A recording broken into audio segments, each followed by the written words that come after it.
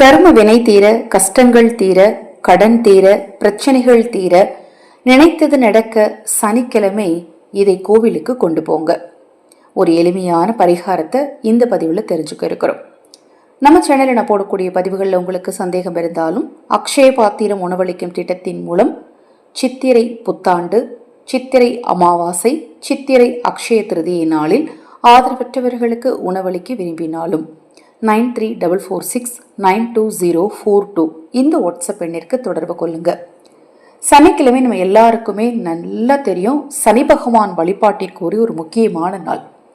நாம இருக்கிறதுலே அதிகமாக பயப்படக்கூடிய பயிற்சி என்னன்னு பார்த்தீங்கன்னா சனி பயிற்சி தான். சனி பயிற்சி இப்போ உதாரணத்துக்கு ஒரு ராசிக்கு 2.5 வருஷம் இது மாதிரி சிக்கல்கள் இருக்குது அப்படின்னு சொல்லிட்டாங்கன்னா அந்த 2.5 வருஷமே நமக்குள்ளார ஒரு பயம் இருந்துக்கிட்டே இருக்கும். முதல்ல அந்த பயத்தை சரி பண்ணணும் அப்படின்னாலும் சரி இந்த பரிகாரத்தை செய்யுங்க.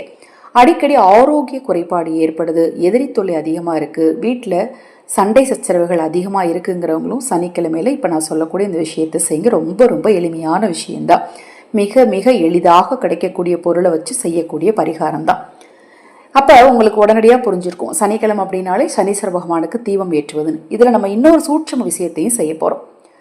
ஒரு வீட்டில் பார்த்தீங்க அப்படின்னா ஒரு அப்பாவை கன்வின்ஸ் பண்ணணும் அப்படின்னா முதல்ல என்ன பண்ணுவோம், குழந்தையை தான் தகப்பன்ட்ட சொல்லு, நீ கொஞ்சம் சொல்லு, உங்கள் அப்பா சமாதானமாக இருக்க சொல்லு, உங்கள் அப்பாவை எனக்கு இது செய்து தர சொல்லு அப்படின்னு சொல்லி குழந்தைகளை தான் நம்ம சொல்லுவோம். சனீஸ்வர பகவானுடைய குழந்தை தான் குளிகன்.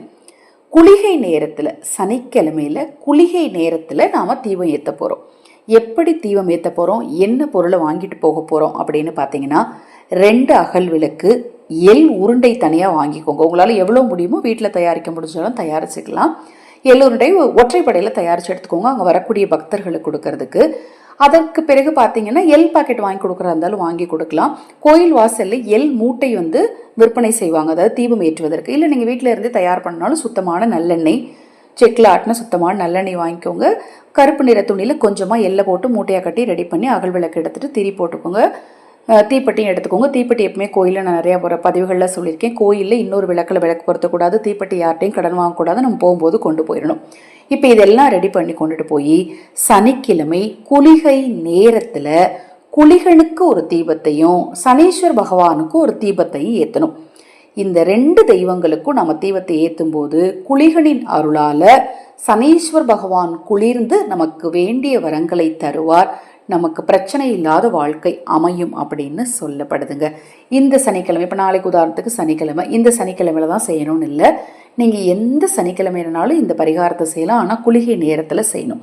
இந்த பதிவில் உங்களுக்கு என்ன சந்தேகம் இருந்தாலும் வாட்ஸ்அப்பில் கேளுங்க, நிச்சயமாக தெளிவுபடுத்துகிறேன். ஹரஹர சங்கர ஜெய ஜெயசங்கர. மகா பெரிவா திருவடிப்பாதம் சரணம் சரணம். நல்லதே நடக்கட்டும்.